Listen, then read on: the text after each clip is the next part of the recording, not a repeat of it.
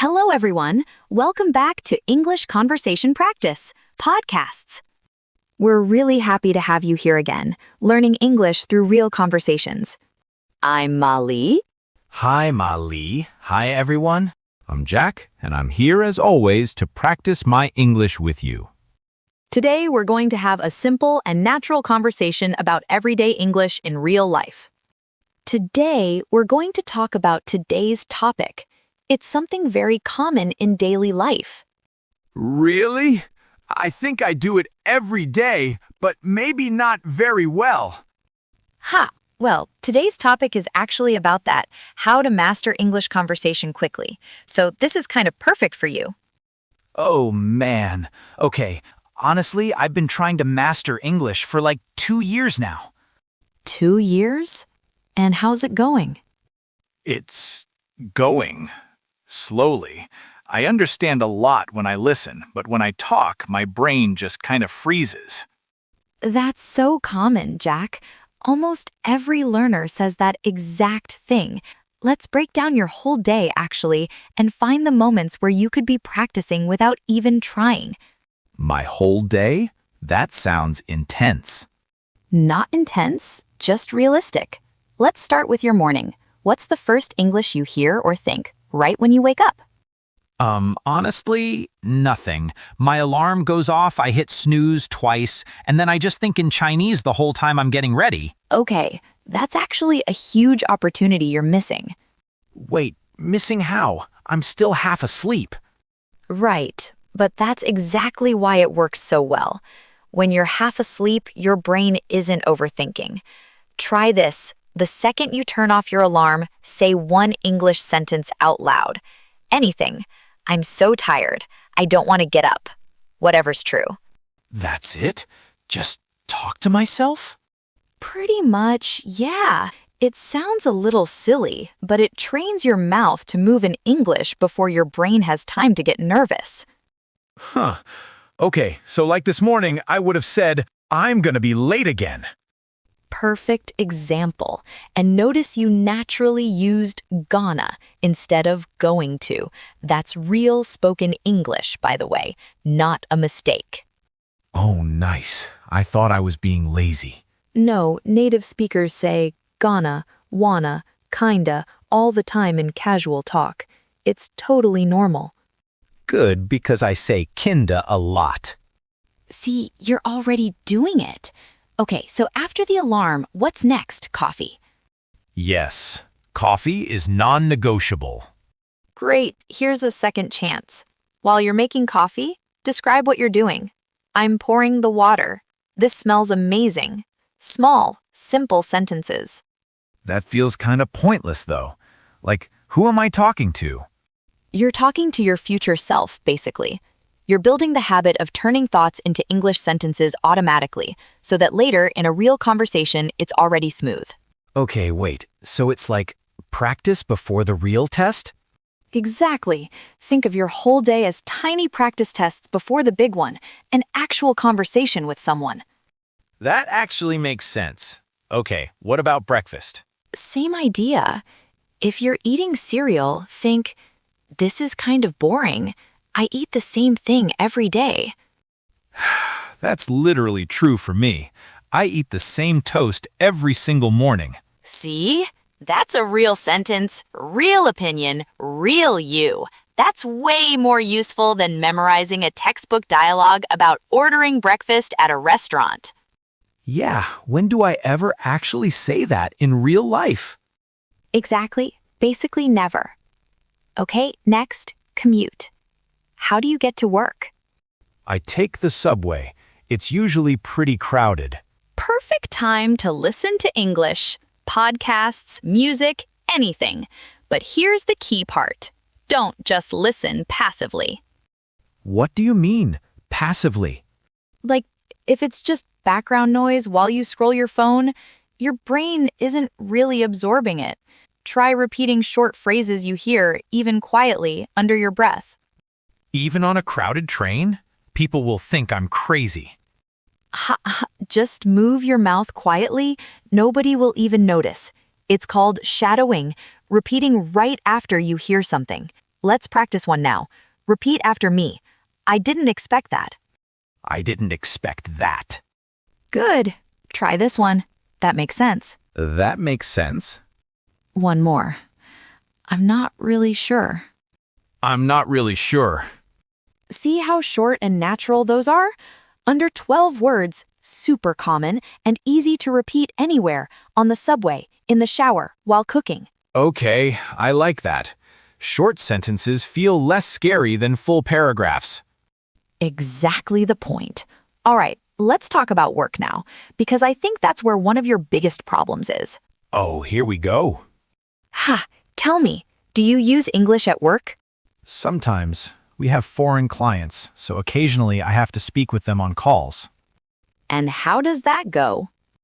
Honestly, kind of a disaster.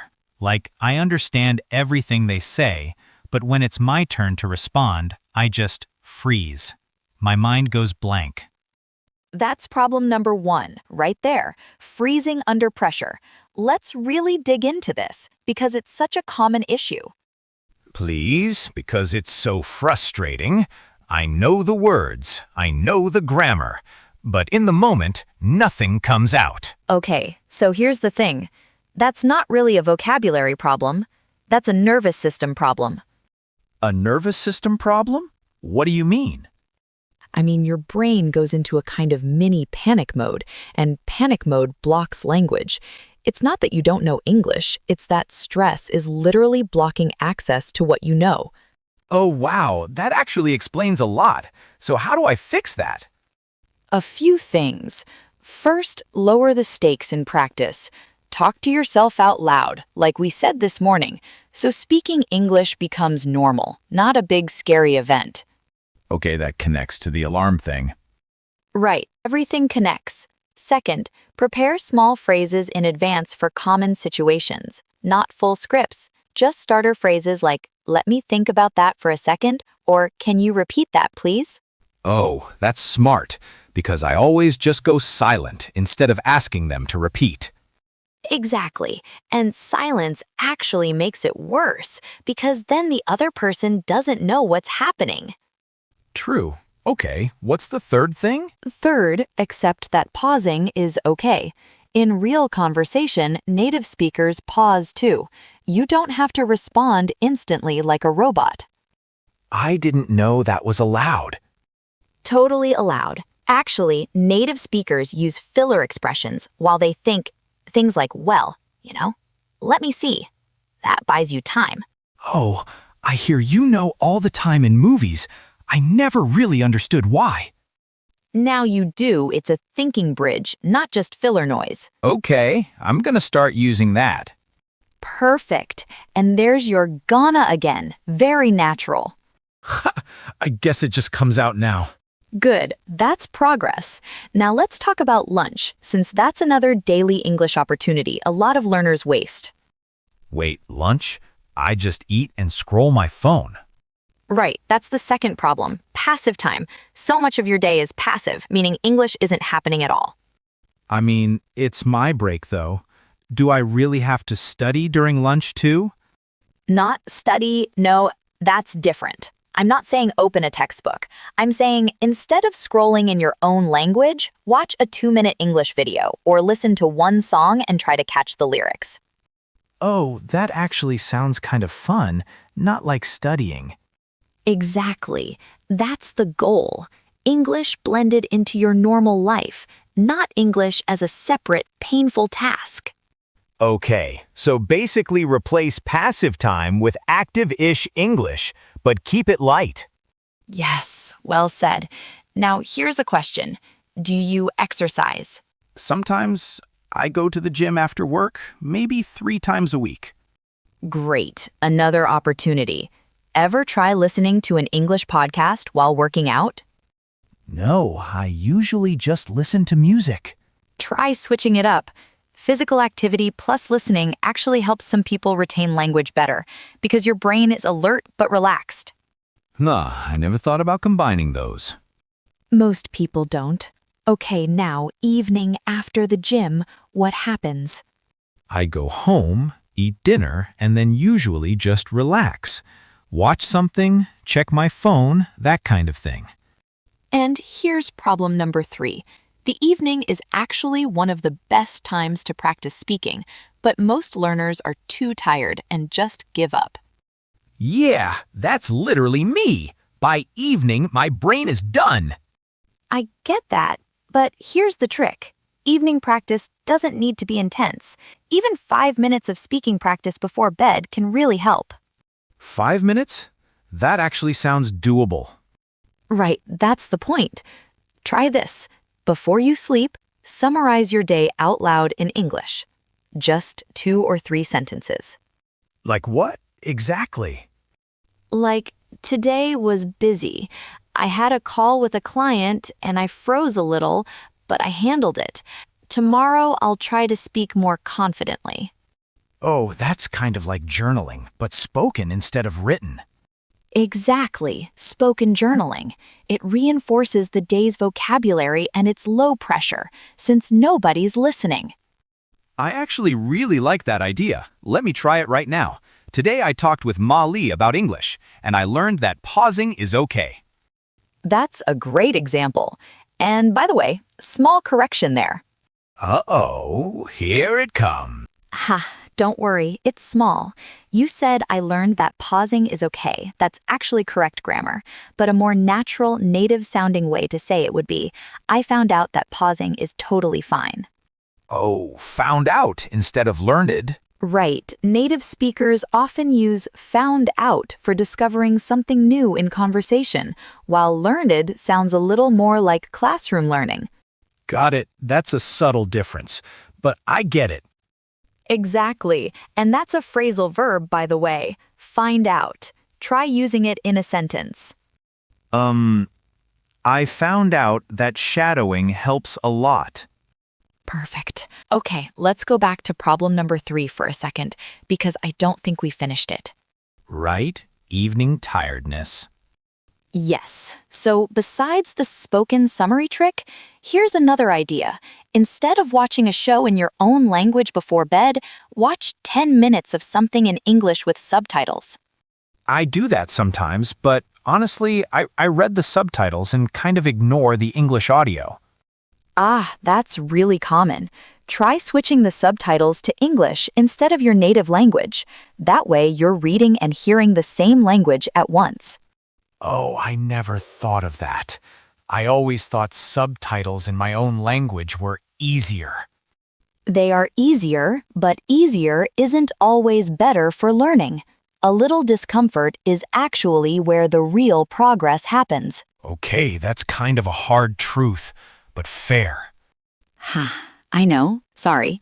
All right, let's zoom out for a second.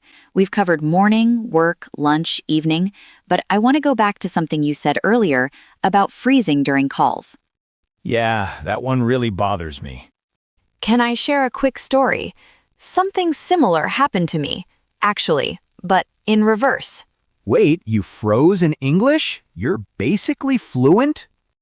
Not in English, no. But years ago, I was learning Spanish, and I had this exact same freezing problem during a phone call with a Spanish client. Really? What happened? I completely blanked. I knew the words, but my brain just stopped. I ended up saying, for like 10 seconds straight. Okay. That actually makes me feel better, honestly. It should, because it shows this isn't an English problem. It's a language learning problem in general. Everyone goes through it. So how did you get past it? Practice, mostly, but also a mindset shift. I stopped trying to sound perfect and started trying to just communicate the idea, even imperfectly. That's hard for me, because I really don't like making mistakes. I understand, but here's an opinion of mine. Mistakes are actually proof that you're trying.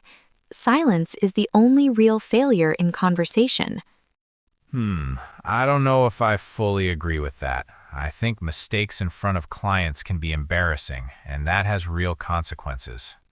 That's fair, and I respect that. I guess my point is more about everyday practice conversations, not necessarily high-pressure client calls. In low-stakes situations, mistakes should feel totally normal. Okay, yeah, that distinction makes sense. Low stakes versus high stakes. Exactly.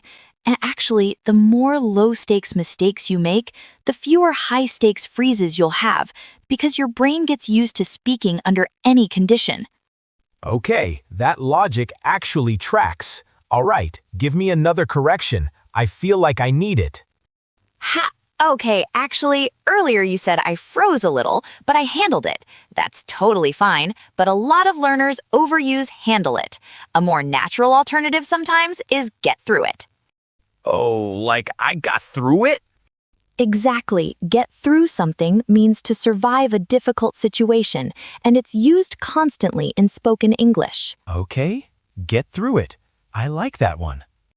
Good, and remember, these expressions are more valuable when they come back later, so let's use it again in a bit. Okay, deal. Now, let's talk about something else. Mistake number 2, sort of a bigger picture one. Do you ever practice speaking with real people, or is it mostly self-talk and listening? Honestly, mostly self-talk and listening. I don't really have many chances to talk to native speakers. That's actually a pretty big gap, Jack. Self-talk builds comfort, but real conversation builds actual conversational skill. Timing, reactions, interruptions. Yeah, I guess talking to myself doesn't really teach me how to react when someone interrupts me or disagrees with me. Exactly, and that's a whole different skill. In real conversation, people talk over each other, change topics suddenly, misunderstand you. Self-talk can't simulate that. So what do I do if I don't have native speaker friends nearby? A few options: language exchange apps, online conversation groups, or honestly, even talking with other learners. You don't need a native speaker every time, just real back-and-forth interaction. Oh, I always assumed I needed a native speaker specifically. Common misunderstanding. Practicing with another learner still builds real conversational timing and confidence. That's actually kind of relieving, because native speakers can be intimidating. Totally understandable. Okay, quick correction again. You said that's actually kind of relieving. Very close, but the more natural phrase is that's actually a relief. Oh, a relief, got it. That's a noun instead of the adjective form. Exactly. Nice catch. That's a relief is a really common native response you'll hear all the time. Okay, noted. That's a relief. Perfect. Now let's revisit problem number 1 for a second. The freezing issue, because I want to add one more layer. Sure, go ahead. Besides preparing small phrases and accepting pauses, there's a third piece: breathing. When people panic, they breathe shallow and fast, which actually makes the brain fog worse. Wait, breathing affects my English? It affects your stress response, and stress directly affects language access, remember?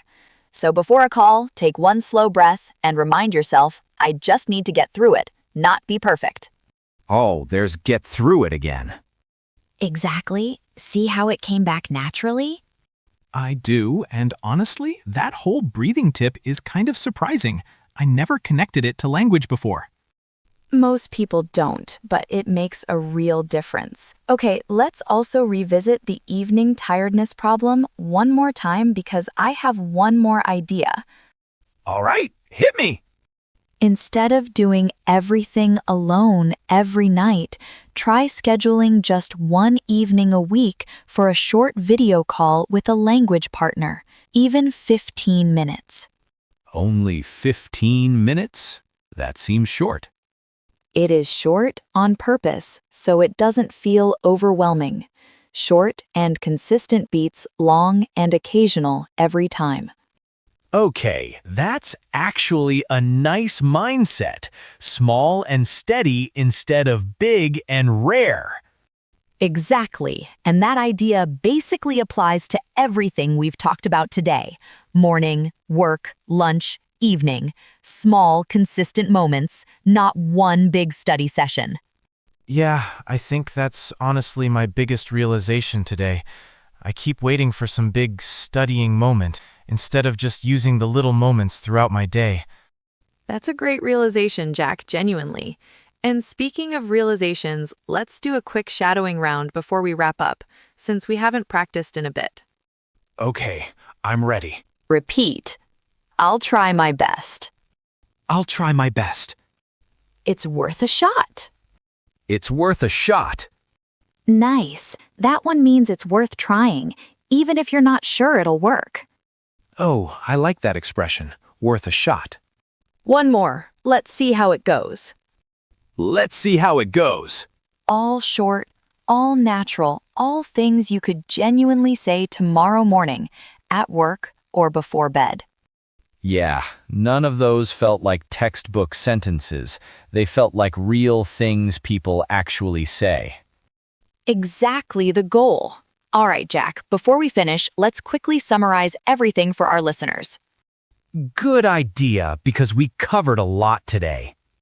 So, first, use small, dead moments in your day, like your alarm, coffee, and commute, to think or speak in English instead of staying silent. Right? Tiny practice tests throughout the day. Second, when you freeze during real conversations, remember it's not a knowledge problem, it's a stress problem. Prepare small phrases, allow pauses, and breathe. And remind yourself you just need to get through it, not be perfect. Exactly. And third, get real conversation practice, not just self-talk, even if it's just 15 minutes a week with another learner. Small and steady beats big and rare. Perfectly said. Now let's give our listeners 3 useful expressions from today. Okay, first one. Get through it, meaning to survive a difficult situation. Second, worth a shot, meaning it's worth trying, even without a guarantee. And third, that's a relief, meaning you feel relieved about something. And one final practical takeaway. Don't wait for a perfect study session. Turn your normal day into small English moments, from your alarm in the morning to your thoughts before bed. I'm definitely going to try the alarm thing tomorrow, and probably the spoken journaling before bed too. I love that. Let us know how it goes. Will do. Thanks for spending time with us today. Keep practicing a little English every day. And we'll see you in the next episode of English Conversation Practice. Podcasts?